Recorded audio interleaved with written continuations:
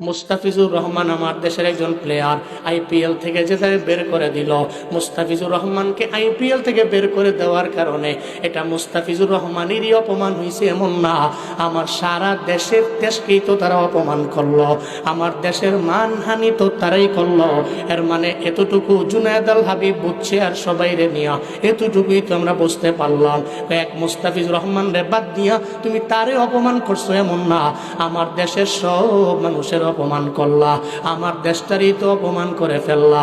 তাহলে যারা আমার দেশের অপমান করতে পারে, ইন ফিউচারে জীবনে কোনোদিন ওই দেশ আমার বন্ধু হয়ে থাকতে পারে না।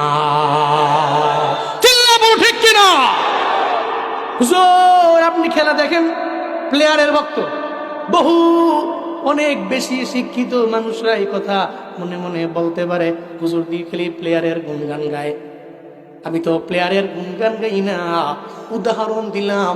মুস্তাফিজুর রহমানকে অপমান করা, সে তো আমার দেশের একটা নাগরিক, তারে যদি খেলা থেকে বের করে দেয় তাহলে তো তারে বের করা হলো না, আমার দেশের প্রত্যেকটা মানুষের এরা অপমান করলো।